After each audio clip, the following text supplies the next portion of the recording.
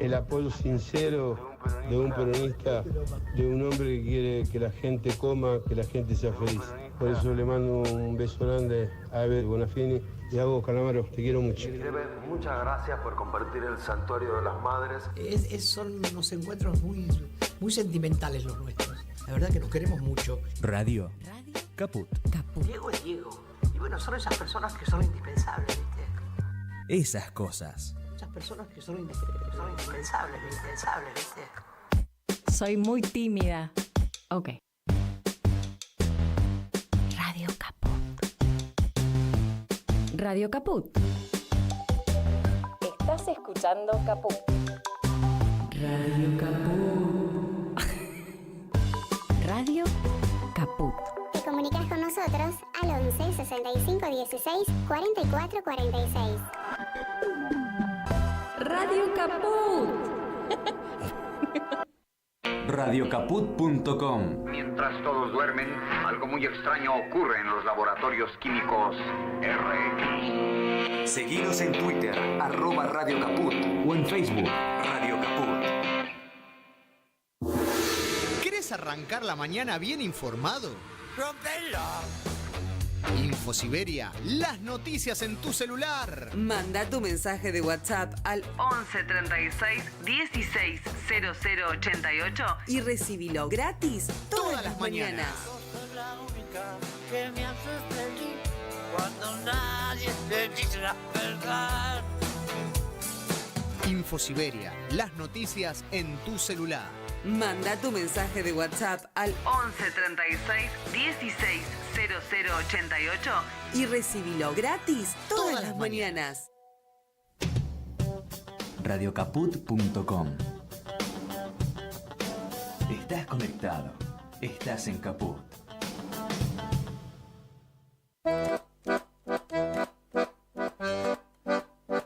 Luis Lauge te informa sobre la realidad política, sindical y la relación de los trabajadores con las empresas. Trabajadores y empresarios. Un programa donde las voces de los protagonistas y el análisis son el centro de la noticia.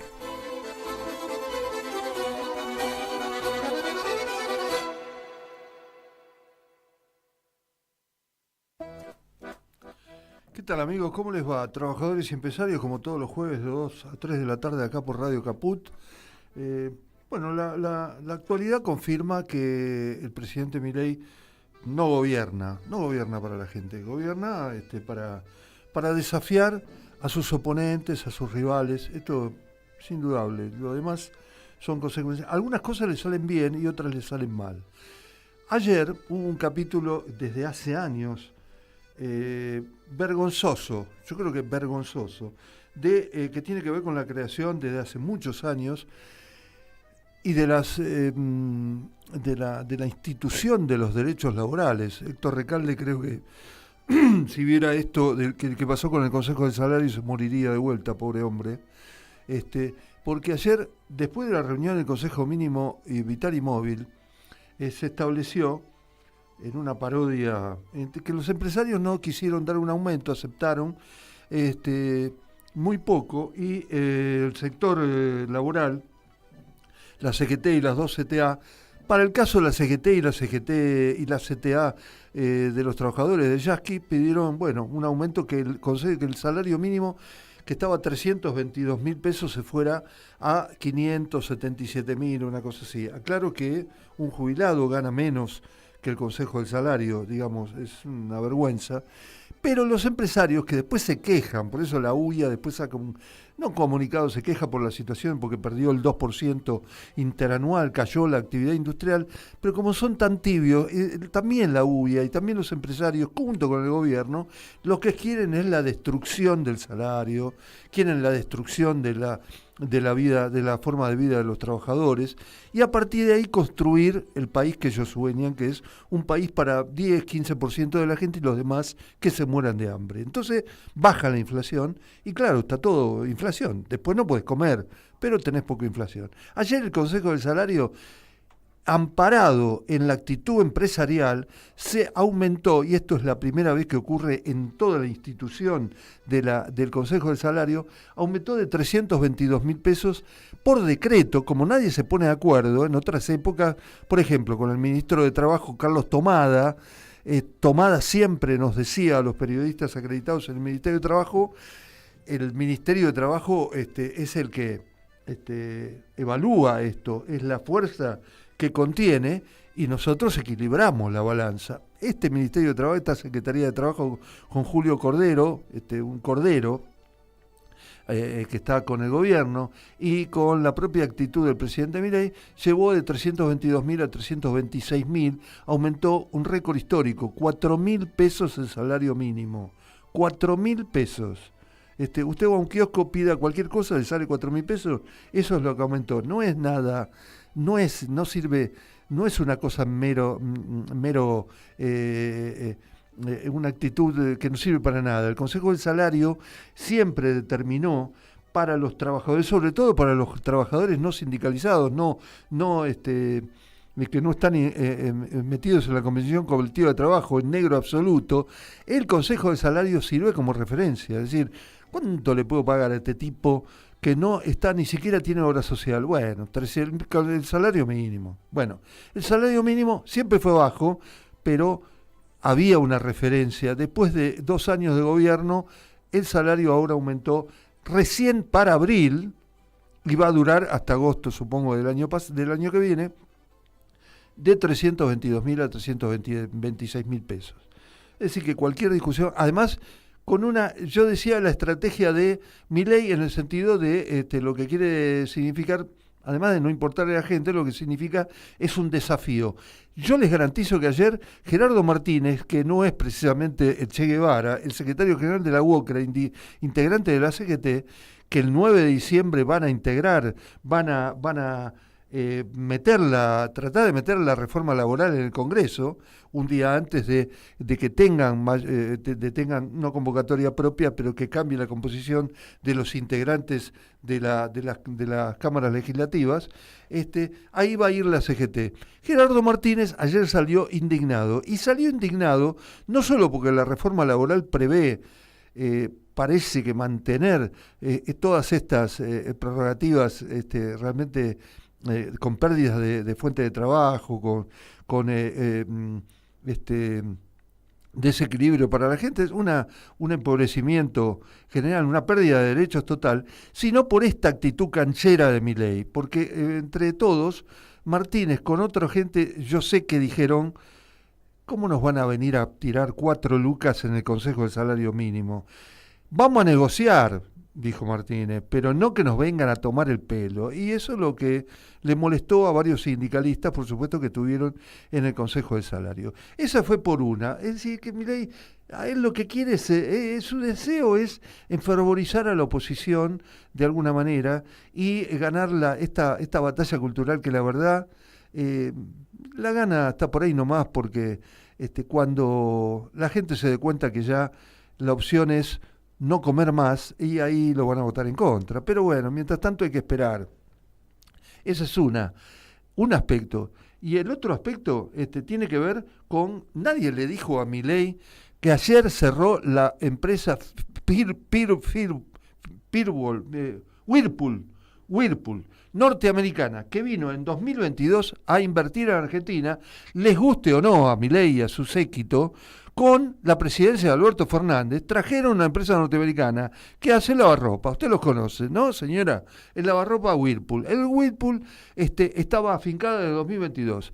Ayer cerró sus puertas echando los últimos 200 trabajadores porque ya había echado a otra gente, y nadie más ni menos que la explicación del gerente de Whirlpool fue: ¿y qué querés? Si traen todo importado, nosotros queremos fabricar acá y no podemos competir. Está todo importado, nadie compra Whirlpool. Entonces no vamos.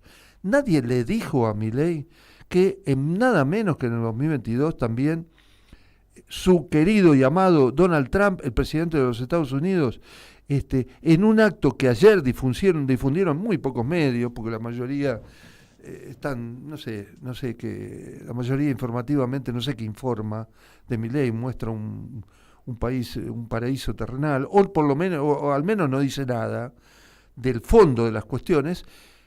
Donald Trump, en un acto en Whirlpool 2022, que espero que la grabación la escuche el presidente de la Nación, elogió la actitud de Whirlpool, de sus empresarios, de sus trabajadores, y dijo que eso era lo que quería Estados Unidos, fomentar el trabajo local. Esto fue antes de que después se fuera y volviera. Listo. Entonces, ahí estuvo Donald Trump elogiando la inversión de Whirlpool. El mismo Donald Trump, que dice una cosa, o que Milei interpreta que tiene que hacer, es el que ahora, contradiciendo la propia actitud de su amigo Trump, hoy dejó que una empresa norteamericana, en lugar de venir a invertir, claro, ¿para qué quiere la producción, el trabajo? Se fuera. Y encima norteamericana, capaz que una de esas les tira unos mangos y los vuelve a traer. No, estoy jodiendo con eso. La verdad que no lo va a hacer, pero la demostración es que la verdad que Milei no sabe nada. Solo viene, es un topo para destruir el Estado, y todo solamente viene para chicanear a la CGT, para chicanear a los militares. Después vamos a hablar del tema de la designación del jefe del ejército como ministro de Defensa y el símbolo que tiene eso. Pero a él lo que le importa es irritar y después no cambiar nada. Antes hablábamos con la producción sobre este tema. Milei asusta con cambios estructurales, igual que Sturzenegger, que en una de esas tendrían razón de ser para eliminar la intermediación y un montón de cuestiones que ocurren. Las dice y no las hace. Y después, no solo no para despidos, no solo irrita a los trabajadores y a la gente, sino que irrita a la CGT. No es esa cosa que su CGT temerosa, ahora con toda esta serie de cuestiones, termine poniéndose firme y diciendo, che, pará, este tipo nos quiere destruir. Acuérdense lo que pasó con Macri, que Moyano era un aliado indudable y el sindicalismo también lo era, durante la gestión de Mauricio Macri, cuando Macri alguien le dijo, hay que destruir a los sindicalistas, destruirlos a todos, que estos se bancan cualquier cosa. Los sindicalistas, por poder de supervivencia, dijeron, no, querido, con nosotros no.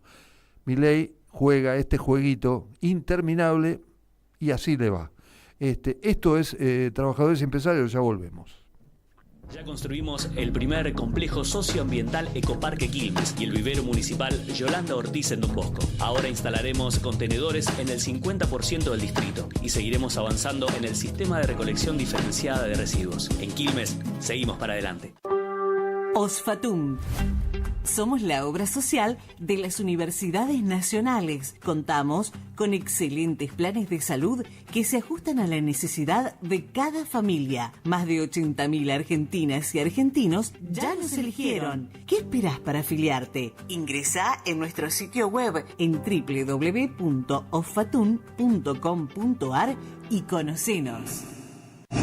Asociación de Trabajadores de la Sanidad Argentina, Buenos Aires, un gremio fuerte y solidario que construye con responsabilidad y compromiso un mejor futuro para todos los trabajadores de la sanidad.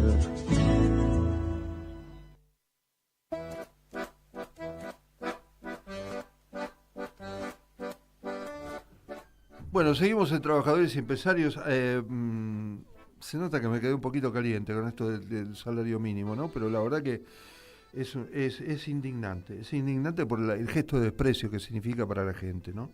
Quiero decir, como comentario, antes de escuchar ahora a nuestro entrevistado, que el salario mínimo vital móvil actual es el más bajo desde la crisis de la salida de la convertibilidad. Estamos hablando de 1994. Es un informe del CEPA, el Centro de Economía Político, con datos de la Secretaría de Trabajo, alertó que el haber mínimo actual está incluso 6% debajo del promedio de la década de 1990, que era 342.483 pesos a precio de hoy. Para que entiendan esto, en la década del 90, el salario mínimo era 342.483 pesos. Y es su equivalente. A ver si entendemos que 30 y pico de años después tenemos el mismo salario mínimo, y además también otro dato que acercaron algunos encuestadores tuvieron que ver con que es equivale a $222, una cosa así. Es el salario mínimo más bajo de América Latina. Cuando decíamos, bueno, que la Argentina, dentro de la crisis, la Argentina estaba mejor, era el mejor país de América Latina después de Brasil. Se equivocaron, muchachos. Estamos ni el salario mínimo tenemos más que América Latina. Bueno, la verdad que me da un gusto muy grande hablar con un hombre de la política, pero fue ex ministro de Trabajo, ex jefe de gabinete, un hombre de la democracia fundamentalmente, y ex secretario general también del gremio de federaciones de trabajadores municipales de la provincia de Buenos Aires, Alfredo Atanasov, que está en comunicación con Radio Caput. Alfredo, ¿cómo estás? Un gusto. Luis Lauge, ¿qué decís? ¿Qué tal, Luis? Un placer charlar con vos y conectarme con tu audiencia. Muchísimas gracias por habernos atendido, Alfredo. Te quiero preguntar algunas cosas, pero no puedo dejar, como fuiste ministro de Trabajo también, una cosa breve respecto de esta decisión de ayer por decreto del Gobierno Nacional de subir nada menos que 4.800 pesos nada más que el salario mínimo bueno, tomar esta decisión que no tiene nada que ver con, en tu época como ministro de Trabajo, el Ministerio de Trabajo terciaba a favor de la gente, ¿no? Esto está claro. Acá parece que el Ministerio de Trabajo juega en contra, ¿no? Y el gobierno, al ponerse del lado de los empresarios, termina firmando por decreto esto. Pero en general se viene también la reforma laboral en el 9 de diciembre y hay que ver cómo lo toma la CGT y hay que ver qué discuten ahí. Dame unas líneas de esto en general. A ver, yo creo que esta decisión que han tomado respecto del salario y lo que ha trascendido en cuanto a la posibilidad de llevar adelante la reforma laboral tiene mucha profundidad, digamos, ¿no? Es como que el gobierno considera como partes iguales al empleador y al trabajador, todo lo contrario a lo que establece el derecho laboral. Claro. Que tiene como fundamento un principio rector que establece que el trabajador y el empleador no son partes iguales en la relación, y ese es un pilar básico del principio protectorio que busca equilibrar la relación laboral al considerar al trabajador como la parte más débil de la relación. Claro. Como en el gobierno consideran que esto no es así, consideran que son iguales, entonces pueden avanzar en una gran cantidad de institutos. Uno es el que vos estabas comentando, pero bueno, ahora se va a iniciar una tarea de debate muy profunda alrededor de la antigüedad, de la licencia por maternidad, de la licencia por enfermedad, de la extinción de la relación laboral, de los juicios laborales y por supuesto que los gremios también están en la mira, digamos, ¿no? La cláusula de solidaridad, la ultraactividad de los convenios, claro, el principio de progresividad y en materia de paritarias, obviamente una negociación colectiva exactamente al revés de la que hemos tenido históricamente, ¿no? Intentando descentralizar la negociación y debilitar a los sindicatos en el marco de esa discusión. Me parece que entonces vamos a ingresar en una etapa de debate muy profundo, una vez que el gobierno se decida a hacer pública cuáles son sus inquietudes, ¿no? A mí me parece, Alfredo, vos sabés que como habiendo sido cronista sindical durante muchos años de mi vida, lo sigo siendo en la medida de mis posibilidades y de mi edad, pero conociendo la vida interna de los sindicatos, esta cosa, yo no quiero generalizar ni quiero simplificar esta cosa de que parece que como que la CGT, por supuesto que la CTA de los trabajadores, las dos CTA son instituciones muy firmes y demás, pero que la CGT se va a entregar tan fácilmente a cualquier cosa, es como que le compran, nada más que con el hecho de que les permitan, no les prohíban los aportes de solidaridad al sindicato que hace cada afiliado una vez que ingresa a trabajar y que se le descuenta 1 o 2%. A mí me parece que es simplificar el hecho de que la CGT va a entregar el plan, la reforma laboral. No te compongo en un compromiso, pero sí, como vos sos también un dirigente que tuviste bajo tu tutela muchos trabajadores municipales de la provincia de Buenos Aires, como decía antes, y conocés la actividad, no sé cómo lo ves vos. No, yo creo que estos temas que recién estábamos conversando, que aparentemente son las intenciones que el gobierno tiene de llevar adelante, todos son innegociables. No es que se puede cambiar la cláusula de solidaridad por la ultraactividad de los convenios colectivos, no, son innegociables todos. Entonces creo que aquí tiene que haber una actitud de firmeza de parte de los representantes de los trabajadores para defender las conquistas que durante tantos años se han ido consolidando, y al calor de luchas sindicales, digamos, nadie regaló nada. Todo lo que los trabajadores hoy tienen como derecho protectorio se ganó en la lucha de los trabajadores, ¿no? Y yo creo que aquí hay una gran responsabilidad de parte de la dirigencia sindical que tiene que aparecer sin ninguna duda. Hasta ahora no se los ve, no aparecen, pero creo que tienen que aparecer defendiendo férreamente todos estos principios, ¿no? A mí me llamó la atención ayer, lo como decía, con énfasis para también hablar con seriedad respecto de la actitud dirigencial, que me parece que tiene que ser firme, como vos decías, a todo nivel, porque si bien uno le pide al sindicalismo fortaleza, yo se lo pido también a la UIA, que se come esta destrucción de la industria sin ningún tipo de problema, y hay un montón de cuestiones. Pero, ¿cómo es?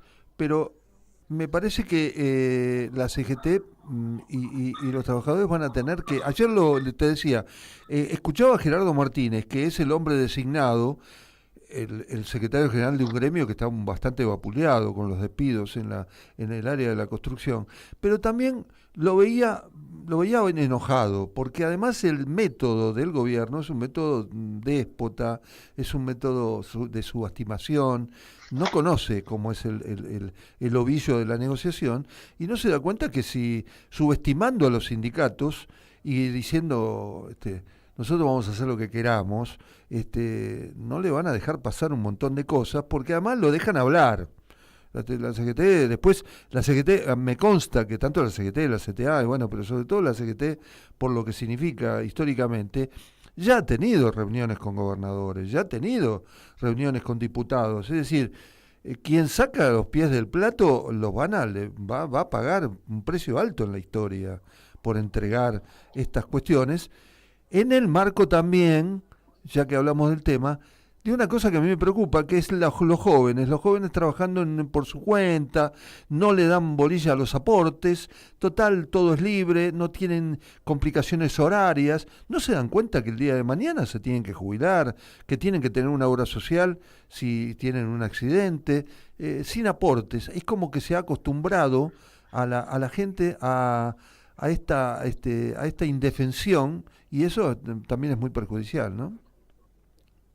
Sí, claro, pero yo digo, más allá de lo que viene para discutirse más adelante, hay cuestiones ahora que no se pueden dejar pasar por alto. 280.000 trabajadores formales han perdido su empleo. No, ni hablar. 26.000 empresas han cerrado, para no ir muy atrás. Las de estos días, Essex, Whirlpool, la Suipachense, ¿viste? Arsa, Tremendo. Es decir, son empresas que caracterizan determinados sectores laborales de la Argentina, que han cerrado y han dejado a la gente en la calle. Y entonces esto, como vos decías, es que llega para los dos lados, ¿no? Es decir, para el lado de la fuerza del trabajo porque se pierden empleos, pero para el lado de las empresas porque cierran las empresas, porque no pueden soportar las empresas un modelo económico de estas características, que ya lo vivimos en otras épocas y siempre ha tenido los mismos resultados. Ha perjudicado a los sectores más débiles en el marco de la relación, ¿no? Sí. Y yo creo que este es un tema que ya está instalado, digamos, no es que vamos a discutir la antigüedad o vamos a discutir la ultraactividad o vamos a discutir los temas que el gobierno plantee o los juicios laborales que el gobierno plantee. Tenemos que discutir lo que está pasando hoy. Ni hablar. 280.000 trabajadores formales han quedado afuera, 26.000 empresas han cerrado. Esto es tremendo. Sí, es tremendo. Es Y impresionante. vos fuiste funcionario, para los jóvenes que no te conocemos, vos fuiste funcionario, ministro de Trabajo en la presidencia de Eduardo Duhalde, fuiste jefe de gabinete y después muchos años diputado, siempre en el peronismo, ¿no? Sin duda. Y antes, yo sé cómo es la respuesta, pero digamos, ¿antes era igual o esto se ha agudizado? ¿Y qué costado le ves de diferencia a esta situación actual respecto de otras? En el momento de que la gente castiga el pasado. Yo cada vez que me dicen castiga el pasado, digo, pero no se dan cuenta que el presente es un desastre. Es decir, ¿cuál es la diferencia? No, yo creo que el gobierno que vive siempre en tono electoral trata de llevar adelante determinadas cuestiones, de acusar al pasado, pero yo creo que ya la sociedad está empezando a entender que, bueno, el pasado ya está, pero que más allá del pasado tenemos los problemas del presente, sí, que son graves y que los debe resolver este gobierno. No le podemos echar la culpa a otros, sino que ya pasaron 2 años y en estos 2 años estas cuestiones debían haberse resuelto y no se resolvieron. Y bueno, hace poco tuvimos elecciones, allí hubo expresiones, me parece que viene ahora una etapa, por lo menos en el marco del peronismo, ¿no?, en la que hay que comenzar a discutir liderazgos, y estos liderazgos deben discutirse en el marco de programas y propuestas. Lo mismo digo para el sector laboral, lo mismo digo para las organizaciones sindicales.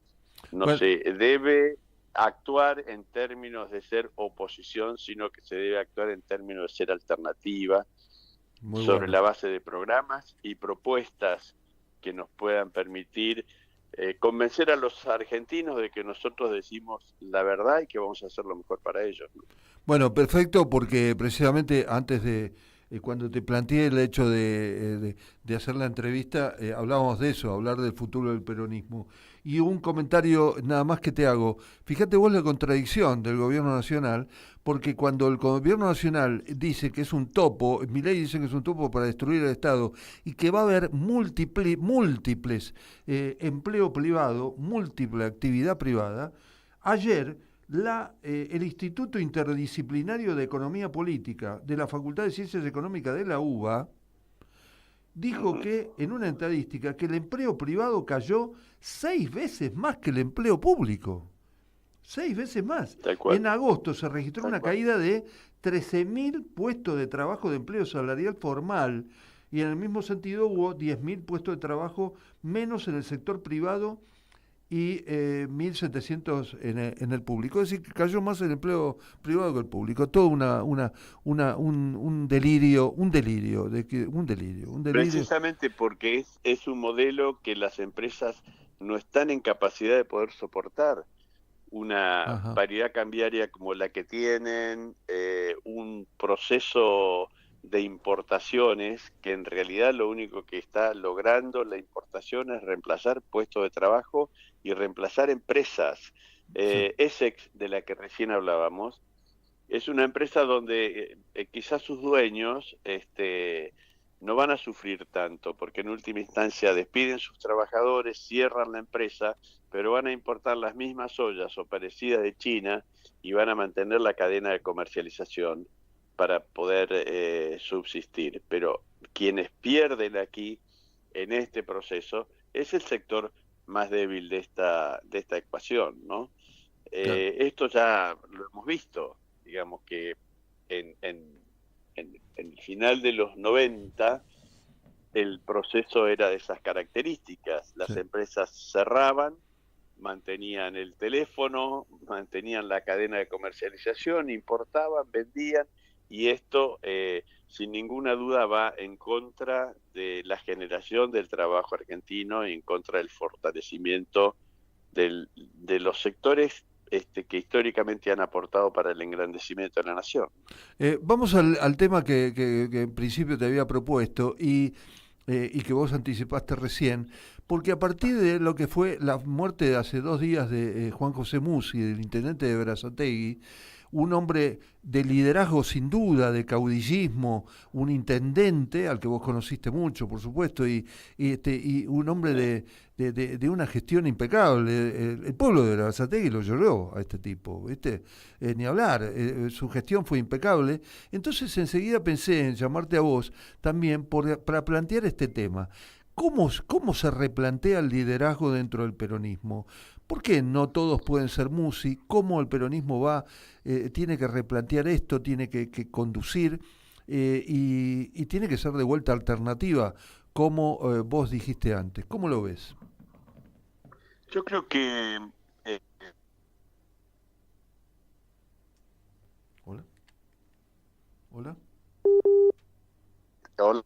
Sí, en realidad yo creo que... ahora te escucho, recién se había cortado.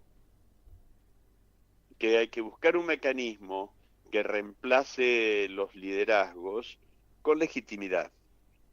Y el único mecanismo posible para darle legitimidad a los nuevos liderazgos, esto ya le ha ocurrido al peronismo otras veces, no es la primera vez que nos pasa, es la democracia interna.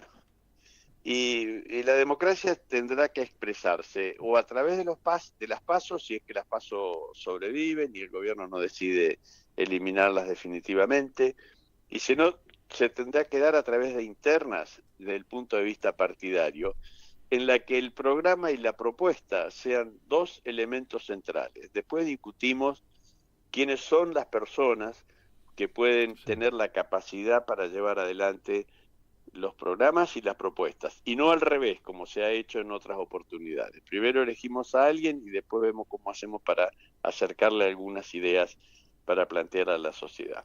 Esto nos ubicaría en una posición en la que no solamente vamos a hacer la oposición al gobierno, sino que vamos a hacer la alternativa al gobierno, y yo estoy total y absolutamente seguro que el peronismo está en condiciones y en capacidad de mostrarle a la sociedad proyectos y propuestas alternativos para poder salir de esta situación de crisis en la que estamos.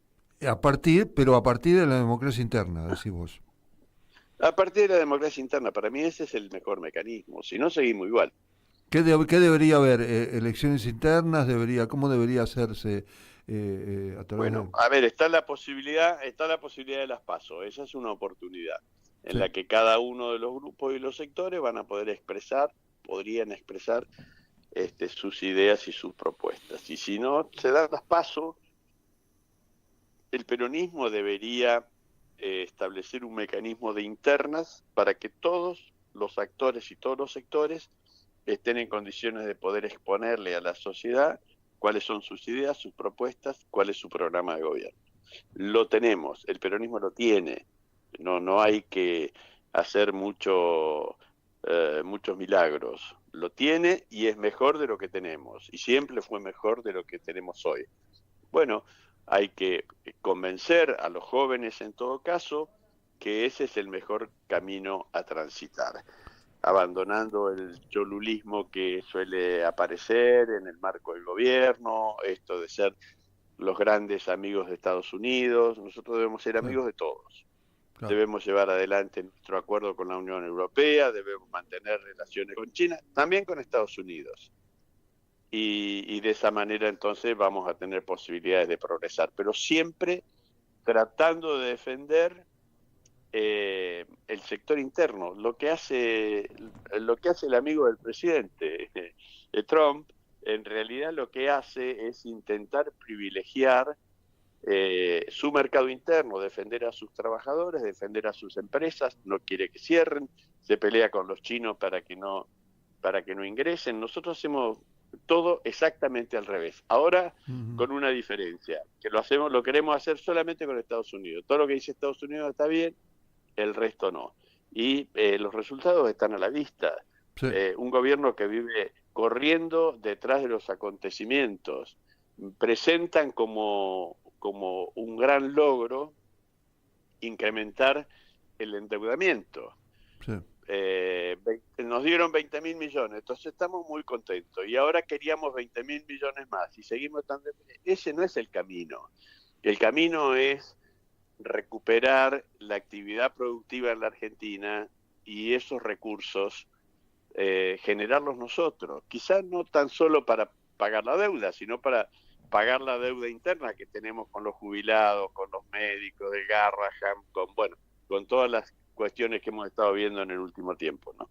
Bueno, a mí me ganaste de mano precisamente porque además vos estás en una etapa en este momento como analista internacional, desde Perspectiva Internacional, que es una página web que vos tenés y que conducís, y ahí exponés todas tus opiniones, que son muy interesantes, por supuesto, y me daba también una cosa que aprovechar para precisamente si esta relación con Estados Unidos, este acuerdo comercial beneficiaba o no a la Argentina, y la otra además, ¿cómo influye esto en otras épocas, quizá nuestras épocas, Alfredo? Un acuerdo con Estados Unidos era como resistido. Acá se utilizó electoralmente de parte de Milei, y parece que eso es como que asustó a la gente no llegar al abismo, y el acuerdo con Estados Unidos llegó a darle a la gente una posibilidad, por lo menos electoralmente, a partir del 26 de octubre. La gente cambió, ¿no? Yo a veces uno se desubica porque decís, pero al final la gente ya no rechaza esta injerencia externa, sino que la apoya. ¿Cómo lo interpretás? El gobierno, y más que el gobierno, Estados Unidos, que por una razón de carácter geopolítico le interesa que le vaya bien a Milei y no que le vaya bien a los sectores progresistas de la oposición, sí, se convirtió Estados Unidos en la central inteligente que Milei tiene para gobernar. Y en el diseño de su campaña lo llevaron a Trump a decir que si no ganaba Milei, al otro día ellos se retiraban de todo este proceso de ayuda a la Argentina. Lo que, sin ninguna duda, a los ciudadanos les metió mucho miedo, ¿no? Bueno, ¿qué va a pasar el lunes si no gana Milei? Todo estalla, todo desaparece. Bueno, ese fue un argumento de campaña que obviamente no se lo cumplieron, porque en realidad lo que le habían dicho era que le iban a dar 20.000 millones más y ahora le dijeron que los otros 20.000 no se lo van a dar. Y está desesperadamente Caputo arrastrándose para ver si le dan 5.000 para poder cumplir con el vencimiento del mes de enero. Sí. Pero nunca se los vio pedir un peso para fortalecer la actividad productiva. Solo piden para pagar deuda, y esta deuda que la Argentina tiene hoy, que Milei ha incrementado exponencialmente, es impagable. No hay ninguna posibilidad de que Argentina hoy pueda asumir estos compromisos. Alfredo, es un placer haberte escuchado. Un día te invito formalmente a venir a la radio y seguir hablando, porque ya te digo, empezamos a hablar del sindicalismo, después de lo internacional, después de Milei, después con vos se puede hablar todo el día, y yo que a mí me gusta hablar también, ¿sabe qué? Podemos estar hablando.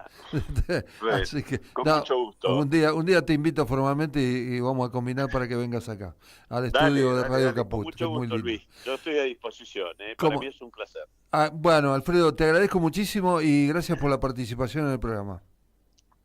Dale, que sigas bien. Gracias. Bien. Alfredo Atanasov, diputado mandato cumplido, analista internacional, ex jefe de gabinete, un hombre del peronismo, sin duda.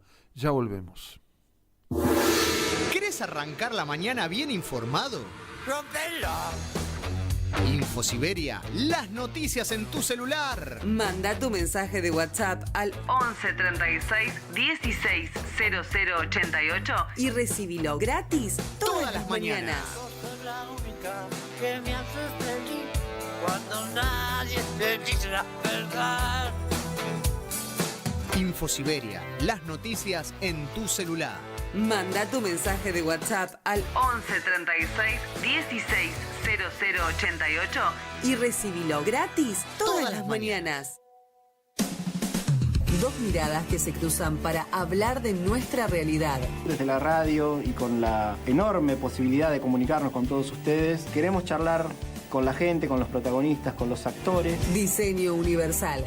Fabián y Fernando Galarraga. A pesar de los intentos de invisibilizarla para señalar que estamos viviendo una situación verdaderamente trágica. Una propuesta colectiva para dejar nuestras individualidades prejuiciosas atrás. Se aprobó con unanimidad una ley que empieza a mejorar un poquito la situación de las familias y de las personas con discapacidad. Diseño Universal.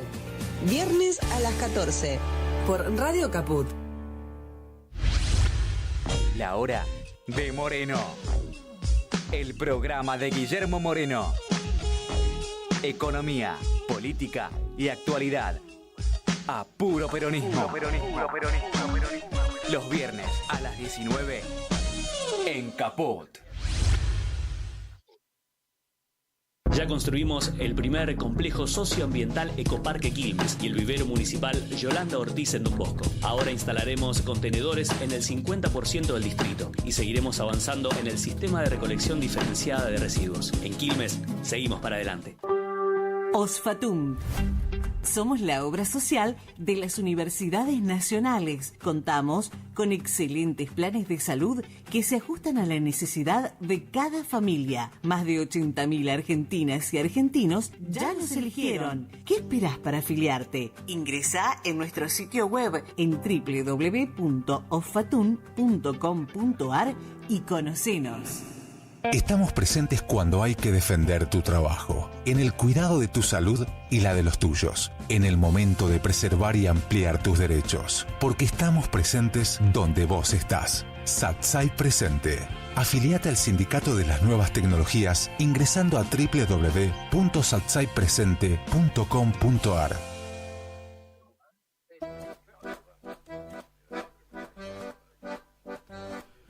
Bueno, seguimos en Trabajadores y Empresarios, por supuesto que nos preocupa, no solo nos preocupó muchísimo y nos indignó la designación de los 4.800 pesos miserables que dieron el Consejo del Mínimo Vital y Móvil de ayer, sino lo que tiene que ver con la actividad empresaria. Este programa también se dedica a hablar de ello y en este caso hubo una caída de la industria metalúrgica hace unos días anunciada para el mes de octubre respecto del año anterior y de la caída de la industria en general, y por eso tenemos en línea a el empresario Helio del Re, es presidente de la Asociación de Industria Metalúrgica de la República Argentina, de ARINRA, que está con nosotros. Helio, ¿cómo le va? Luis Lauge le habla, ¿qué dice?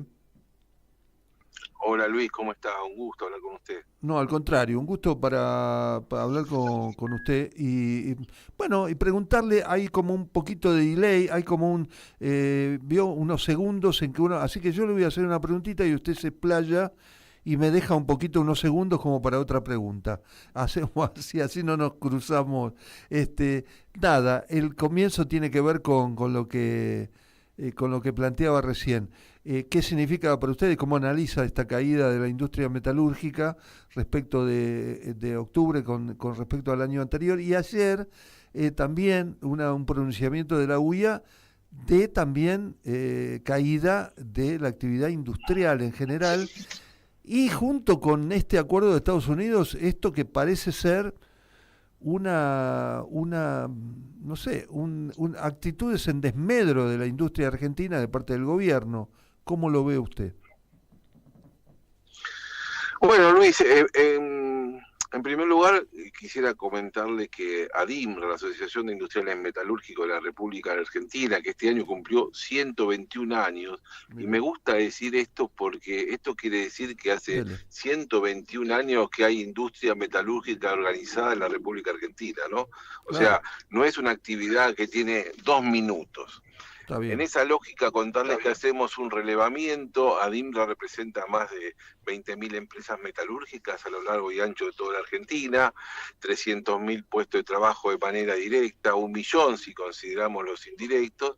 Estamos hablando del primero y el segundo complejo industrial de la República Argentina. Ahí con la industria alimenticia nos peleamos por a ver quién es primero, quién es segundo. Bien. Pero lo importante es que claramente que haya industria, no solo metalúrgica, sino en todos los sectores.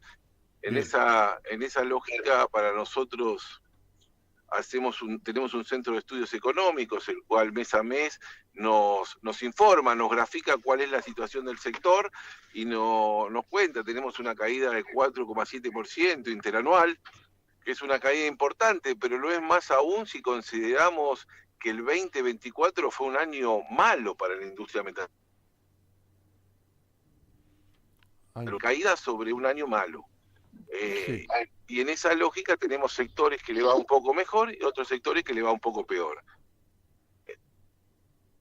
Solamente tenemos un sector que tuvo números positivos, que fue el sector de la carrocería y semirremolques, que dio una suba del 2,3%, y los demás sectores dio negativo, con caídas importantes. La caída más importante la estamos viendo en la primera transformación, lo vemos en la laminación, en la forja, en la fundición, caídas que llegan alrededor del 15%. Esto es importante tenerlo en cuenta para poder dimensionar, y después si hacemos un análisis por regiones, vemos que las regiones más complejas, las regiones donde la actividad fue más cruel, fueron las regiones más densamente pobladas, con más actividad industrial, como la provincia de Buenos Aires, donde la caída fue muy fuerte, de alrededor del 7,7%. En líneas generales, esos son los números, y hay un número que no me quiero olvidar, que me parece muy importante destacar, es el número que tiene que ver con la caída, con el aumento de las importaciones metalúrgicas. En el año, cuando hacemos la consideración interanual, estamos hablando del mes de octubre, las importaciones metalúrgicas crecieron al 70%. Números que meten miedo, ¿no? Claro. En términos generales, Elio, sí, perdón. En términos generales... No, te escucho, Luis. Ah, bien, no me está escuchando, está bien. No, porque en términos generales, estaba viendo también una caída muy fuerte de la industria textil, del cuero, del calzado, un retroceso del 14%, productos de metal, de caucho, de plástico. Quiero decir, ¿es aventurado o estoy en lo correcto si digo que, o pregunto, no lo digo, que el gobierno no parece, a partir del acuerdo con Estados Unidos y de determinadas tendencias de mucha importación, no parece tener el sentido de protección o el sentido de cuidado y de protección que debe tener la industria argentina? Bueno, creo que lo que decís es muy interesante, y lo que tenemos que tener claro es que nosotros no buscamos no competir, no buscamos no protección. Lo que decimos con claridad es que hay estados del mundo que están haciendo política industrial, que están haciendo una fuerte política industrial, donde están trabajando fuertemente, y es muy difícil para una pyme que está radicada en la Argentina competir contra un país que subsidia sus exportaciones. Sí. Entonces digo, eso es lo que estamos tratando de explicar todos los días, estamos tratando de decir y tratando de impulsar, porque atrás de cada producto fabricado en la Argentina hay un salario, y no nos tenemos que olvidar de eso. Está bien. Ahora digo una cosa, Elio, ustedes a través de la UIA o a través simplemente de la INRA, en este caso de lo que usted expone con el sector, ¿le han llevado estas inquietudes? ¿Le explican al ministro de Economía que por ahí no va? Por ejemplo, el acuerdo con Estados Unidos pareció tomar una dimensión muy peligrosa para la industria nacional. No sé cómo lo ve. La verdad que con el acuerdo con Estados Unidos todavía no tenemos la realidad de cuál es el acuerdo, no conocemos la letra chica. La única información que tenemos es la que se expidió la Casa Blanca la semana pasada, donde hizo un comunicado para el pueblo de los Estados Unidos. Sí. Lo que nosotros tenemos que tener es el feedback de nuestra Casa Rosada para poder interpretar y analizar. Sí. Y ahí podemos decir si el acuerdo tiene cosas beneficiosas, cosas perjudiciales, pero tenemos que analizarlo sobre cosas concretas, no sobre hipótesis. Está bien. Hasta ahora las importaciones o el aumento de las importaciones a ustedes, ¿los perjudica? Sí, fundamentalmente nos perjudica mucho. Para nosotros el aumento de las importaciones, le estoy diciendo que aumentaron 1% en el interanual. No, es muchísimo. Es muchísimo. Es muchísimo. ¿Esto se ha dado, esto es un proceso que viene de mucho tiempo o con el gobierno de Milei se acentuó? No, claramente cuando se empezaron a liberar algunas medidas que tenían gobiernos anteriores, se empezaron a liberar los antidumping, se comenzaron a no existen más los valores criterios, no existe ningún criterio a la hora de importar productos. Hemos culminado en esta situación que estamos ahora, una situación muy compleja donde la caída del entramado industrial es muy fuerte en todos los sectores, ¿no? Vemos que están despidiendo, cesando trabajo en empresas de todos los sectores, ¿no? Estamos en calzado, en textiles, en metalúrgica, alimenticias, digo, es transversal a todos los sectores industriales.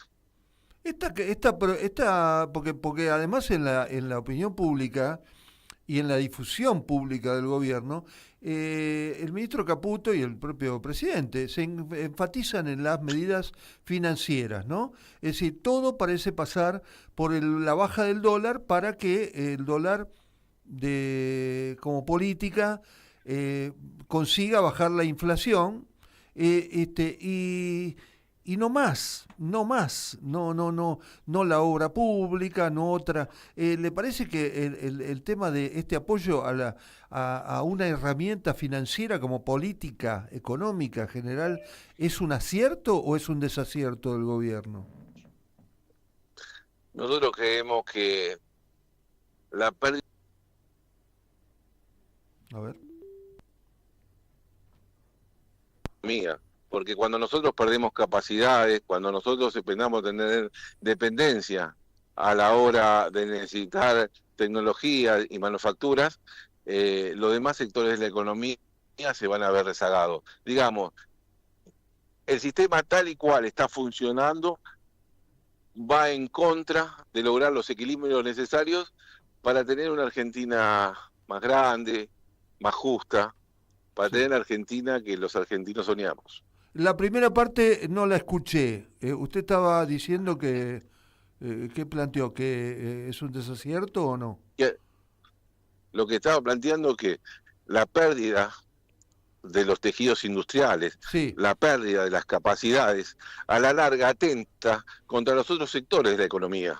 Atenta contra el comercio, atenta contra los servicios, atenta contra todo lo demás, porque se provocan desequilibrios.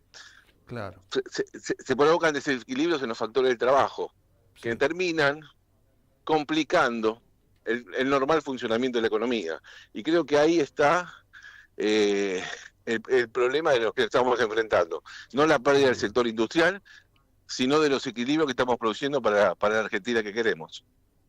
Usted es un crítico cuidadoso, señor Elio. Lo veo... No, Yo trato de ser racional, trato de argumentar y trato de decir lo que mis socios, a los que represento, necesitan que digo. Sí. Bueno, le voy a hacer una pregunta más. Tiene que ver con... ¿A usted le parece que el gobierno, en lugar de tomar decisiones económicas importantes, muchas de estas decisiones económicas están influidas por la política de expresarse en contra de la oposición, por el efecto que genera, por ejemplo, que más que en el cambio, en la necesidad de hacer un cambio? No sé cómo lo ve. Yo creo sinceramente que nosotros, lo que representamos instituciones, lo que representamos a los sectores vivos de la economía, tenemos que jugar con las políticas que nos toca jugar, no con las políticas partidarias. En ese caso, decir que nosotros lo que necesitamos hoy es política industrial. Los países del mundo, los países desarrollados la están haciendo. Todo el mundo la está haciendo, nosotros no. Y el comercio fluye como el agua, fluye por el lado más fácil. Y hoy la Argentina es un lugar fácil para él. Bueno, Elio del Rey, presidente de ADIMRA, de la Asociación de Industrias Metalúrgicas de la República Argentina, yo le agradezco mucho el tiempo que nos dispensó a Radio Caput, porque la verdad que estaba muy ocupado y tuvo la deferencia además de esperarnos una semana y conceder esta entrevista. Le agradezco mucho su participación y me gustaría llamarlo más adelante de vuelta. Quedo a disposición, Luis. Un abrazo grande para toda su audiencia. Muchas gracias. Elio del Rey, presidente de ADIMRA, estuvo en Trabajadores y Empresarios. Construimos el primer complejo socioambiental Ecoparque Quilmes y el vivero municipal Yolanda Ortiz en Don Bosco. Ahora instalaremos contenedores en el 50% del distrito y seguiremos avanzando en el sistema de recolección diferenciada de residuos. En Quilmes, seguimos para adelante. OSFATUM. Somos la obra social de las universidades nacionales. Contamos con excelentes planes de salud que se ajustan a la necesidad de cada familia. Más de 80.000 argentinas y argentinos ya nos eligieron. ¿Qué esperás para afiliarte? Ingresá en nuestro sitio web en www.offatum.com.ar y conocenos. Asociación de Trabajadores de la Sanidad Argentina, Buenos Aires. Un gremio fuerte y solidario que construye con responsabilidad y compromiso un mejor futuro para todos los trabajadores de la sanidad.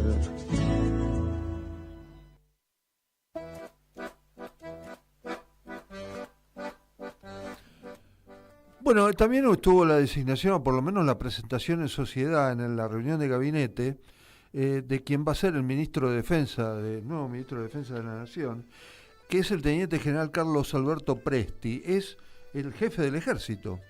Y por supuesto esto generó una enorme resistencia, muchas críticas, y el tema tiene varias connotaciones, porque ahí se mezcla, como dije al principio del programa, la fanática actitud del presidente Milei de mostrar, ganar la batalla cultural y mostrarle irritación a la oposición por el hecho de la designación.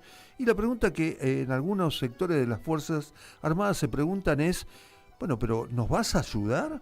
Porque la obra social de las Fuerzas Armadas está destruida, los sueldos de los militares son un desastre, es decir, o a Presti lo estás nombrando nada más que para mostrárselo a Cristina Fernández de Kirchner, a las abuelas de Plaza de Mayo, todo eso para que por supuesto critiquen la designación y después no pase nada y todo sigue igual.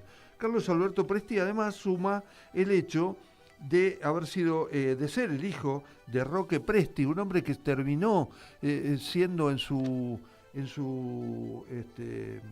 tarea activa en los 80, un hombre parece que vinculado con la represión también, y que fue un represor que murió impune, porque los secuestros que reconoció ante la justicia el padre de este ministro de Defensa, los terminó contando ahí y no hubo ningún tipo de castigo. Y Carlos Alberto Presti, ya como decía, por ejemplo, también hay otras cosas que quedan muy, muy locas, porque fue su presentación en la reunión de gabinete, sin haber asumido todavía como ministro de Defensa, vestido de militar. Entonces, vamos a hablar en serio. También hay una cuestión en la que finalmente por la legislación, parece que la legislación no impide, por supuesto que sí, estamos hablando de la Ley de Defensa Nacional, pero de la participación, de que no permite a la Fuerza Armada la participación en la política interna, pero no habría ningún obstáculo para que un militar en actividad fuera ministro de Defensa. En ese sentido, hay un artículo de la ley que le da una parte, le da esa posibilidad de asumir, pero en forma transitoria. Y además, lo que tiene que ver es que no presentó el retiro, ante lo cual tiene que renunciar un montón de otros miembros de las Fuerzas Armadas para asumir como ministro de Defensa. Todo así, mezclado con esta precariedad que tuvo que ver con la reforma de la Constitución, donde si vemos una cosa u otra, al final el Congreso de la Nación no se sabe si puede asumir, si no puede asumir, es todo interpretativo y ningún diputado se tomó el trabajo de reglamentar muchas leyes de defensa y muchos artículos que deberían haber sido reglamentados y que quedan pendientes de hacerlo. Una polémica más. Milei nombra al ministro de Defensa para mostrarle a la oposición que hace lo que puede y nada más. ¿Es eso? ¿Es lo único que le importa? Bueno, esto es Trabajadores y Empresarios, fue Trabajadores y Empresarios, con Martín Loza en la operación técnica, Leandro Laugé en la producción periodística. Nos vemos el jueves que viene de 2 a 3 de la tarde aquí en Radio Caput.